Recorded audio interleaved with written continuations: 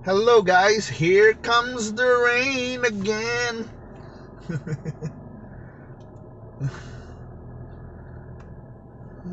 Calling.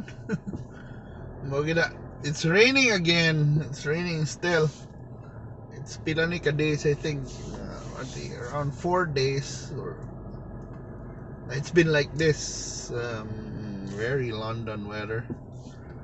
So Magnata sa London by. And so to think it's April 8th already. It's summer. I mean, it's supposed to be padung na to mag Holy Week. It's usually the time where people, start going out to the beach, to the or to the mountains. I mean, because we always expect fair weather at these times. But mana nag-uwan, so you have to be, be careful. Be kuan sa imong mga plans. Take your precautions. You might need, extra gear like caps, umbrellas, raincoats. Kung mga bukid mo na precautions lang sa dalan. Roads are slippery. Check your, cars or motorcycles, the brakes. Manay ko na agad. Lahi na mag-uwan, so adjust your travel time as well, because there will be traffic, but also the roads might be slippery or not so ideal for driving. So now na we're now in capital site. Ug mao na katong ganahan mo beef pares, pwede mo mag beef pares dire sa sa beef pares sa capital. Pwede sad. Lami bitaw ro higop na ng sabaw, pochero, beef pares, kansi, barbacoa, laban. What are the good food for rains? Manay uban na noon, ice cream na noon ilang tripping, pero normally it's gonna be sabaw. Diba? Supposedly we're in a time halo-halo lamig inang wawens, ube halaya na, ube champurado, by the way.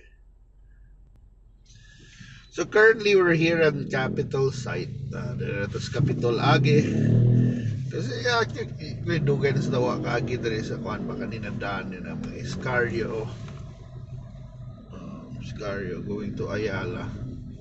So morning rush hour. So yung makitaan diri kaning daan. Pero kuan lang ng mga tao diri. Kuan pa hinay pang mga kuan. Nagmotor, nagdagan, nagkuan. Ooh. So we're out on the street, we're out on a drive in an early morning. It's 8 a.m. And mo na ako ingon ninyo, I'm gonna have a busy day today because daghan na kay mga events, daghan na kay kuan na sometimes ganahan na ko na mobalibad na lang because I need time for, editing, time for myself. Pero yes, kuan na to. Sabton lang nato na sometimes mauna gid namawi ng mga tao. So I have some election related events, many companies na actually expansion. So mana buhi ang mga negosyo. Mana it's 8 o'clock already and money done. This is how Cebu looks like at 8 a.m. in the morning. It's April 8, 2022. Yeah, we had a rainy night last night. We even received several red rainfall warnings for Cebu and Bohol. Just think, red rainfall warning on an April day. Wow. So medyo dark itong video. Because yes, although naghayag-hayag na gamay, which is a sign of hope. But I love the weather na like this, like raining, lamig, bugnaw imong kwarto, especially namo na walay aircon. We don't have aircon, so having this kind of weather, December weather, would somehow even what save us electricity because we can even lower our fans or even turn off our fans. Okay, bugnaw lagi niya. Lami sa king sound sa patak sa ulan diya sa atop. Makes you sleep. Therapeutic. Lami. Lami katug. And yes, traffic is okay right now. It's moderate and quite moderate. Chill lang, easy drive. And then pag abot na ko sa balay, I'm just gonna have to, it's a quick turnaround. I'm gonna take a bath, take a shower, then off to another, off to my, to the first of my 4 events. Wow. And I didn't realize today is a Friday already, and then weekend na di ay. And I don't know, asa tapon nito na sa tomorrow, and then Sunday na sa, then Monday na sa, wow. Pas, and Monday is Holy Monday already, so Sunday would be the Palm Sunday already. So, mana, ready na tas Holy Week. Normally mga Holy traditions natin includes binignit. And also, staying at home, watching religious flicks like si Moses.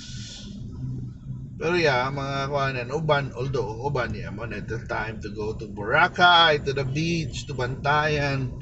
Yeah, it's like party season sa mga Bantayan, sa kuan, sa mga beach towns like yeah.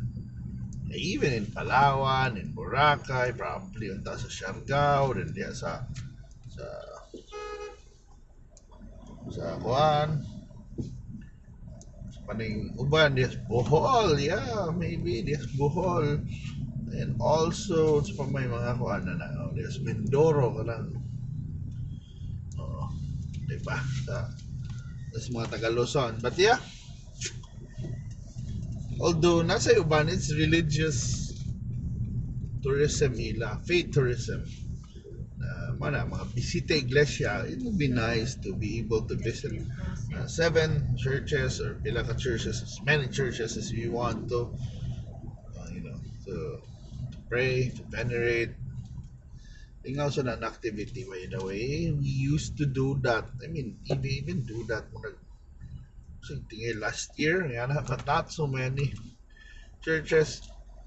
Pero karon probably we can do it more openly.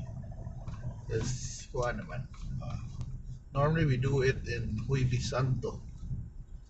So it's a good kuan. It's a good kuan. Good time to visit churches. It's gonna be open na. Unlike before, nasarado or limited people, you're gonna wear face shields. Now face mask na lang required. But it's like semi-normal already.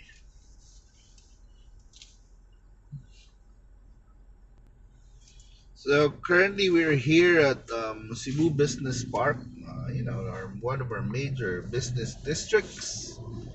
This was developed by the Ayala Corporation, Ayala Land.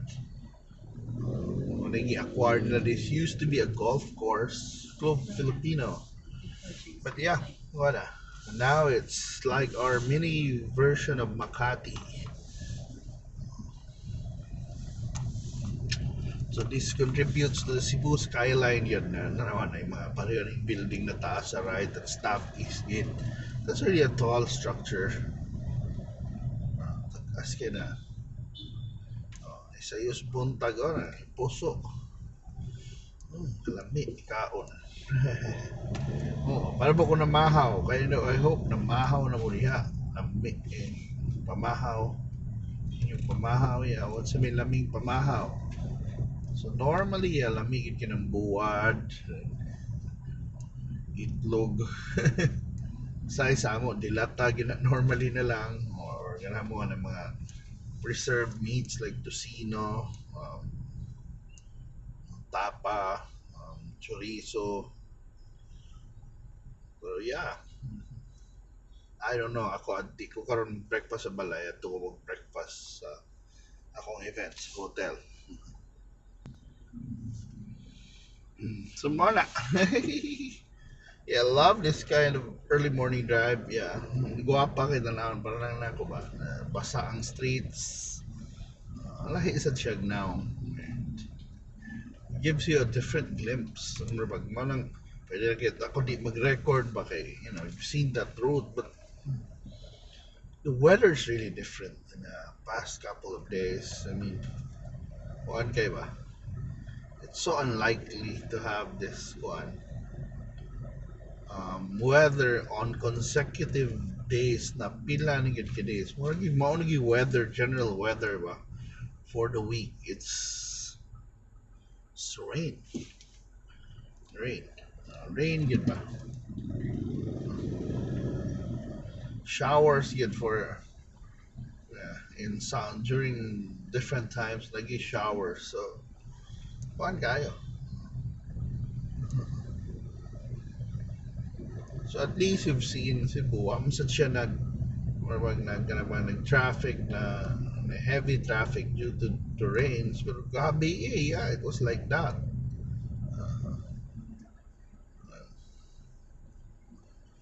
Ano lang. Pero yeah, this is Cebu. On April 8, 2022. Happy tamo end. Of course, it's like 1 month. Tugma pa na. 1 month and 1 day before the May 9, 2022 elections. So na maghinay-hinay na tagpili no, lista sa mga deserving candidates. But padayon lagi po tag ila-ila. Diba kay karon mo na they are gonna in the last, this is the last leg but the last corner na ni sa ilang campaign, so diri na sila mo banat kaning mga local candidates. I don't know kung ano mga survey ako mutuo ng survey kay sahay man god na that survey is supposedly di na para sa journal consumption, para na sa mga kampanya na they have to work hard, they have to they have to adjust what sectors, asa na regions. When you publish it to the general public, sahay manggod mo na siya it'll condition people na you have to vote for that person because he's gonna be the most likely winner. Di man ingana ng election that it's not about right or wrong answers. It's not about getting perfect na everyone you voted for will win. Di man ingana. It doesn't necessarily mean yun sa tinuod lang kinarating na ka-election ay kanang imong gito. And then what's the use of elections kung ingana na lang everyone you vote would win. So, diba? Wa ka ni piling tarong ana, meaning just chamba ganahan ra ka na correct yung answer tan puro ni daog kuno hay. Diba dili dapat pipili ka na the people who you think should deserves those position. Like for the president, for the vice, for the senators, bagay ba na siya para presidente, bagay ba na siya para senador, diba? Buwan ba? What will we do, the person do kung senador siya, kung konsihal na siya, kung mayor or BC na siya? I mean, what do we expect that kind of governance, or the kind of changes, or the kind of people na naadiha na palabihon niya? Ikaw ba ang palabihon niya?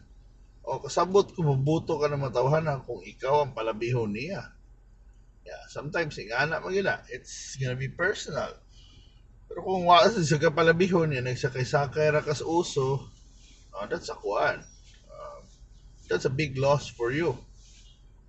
For example, imagine na lang lagi, if this were like the 2016 elections, then adik-adik ka or they're a drug lord, and you would be stupid kung nibuto kang Duterte, di ba na? Parang, Ngayon ka, if you only knew na nga ni man di ay, di ba? Parang uban sa noon, nakakiba mo kay nga na, iba na bagong buhay yun sila. Which is a good effect. Parang uban di, nagubay lang negosyo, feeling nila, di ba? Kung mamatay sila, na sila, tiklo sila. So, pero paano yung kuan na, they have to think also, di ba? Pero you have to listen to sa mga plano ng mga kandidato because there are really candidates who can really make a difference for you. Di ba? Ang uban, in general, naman nila gingon ni naging uban specific yun kayo na mauni ilang mga programa, mauni ilang ganahan mahitabo, mauni ilang ganahan serbisyuhan, mauni problema na ilang ganahan masulbad. So, di ba nindot, dapat nga na, maminaw ta, hopefully nga na sa ginang mga kandidato na ay magdagan, kung wasan mo ikuan, plano, yun sa inyong gusto, di ba? What are you gonna do? Pick your position na klaro. If you just wanna be a congressman, just for the sake na kay 8 na plaka, then para inang honorable Kong, diba? Lako ng responsibilidad doy kung congressman ka, you are representing a lot of people. Diba? And are you gonna be kuan sa inyong voice, a voice pa sa imong constituents, or are you just gonna be making decision on behalf of your constituents without consulting them? So, so hopefully, tinarong niya itong mga managan o kaning mambutuhay. Dapat tarong. Kaya kung diba? Either way na. So, thank you so much for watching, guys. Niabot na ko sa balay. And I hope to see you na sa pohon sa sunod na itong biyahe. Bye, bye, bye. Ano di man matag na yun ta.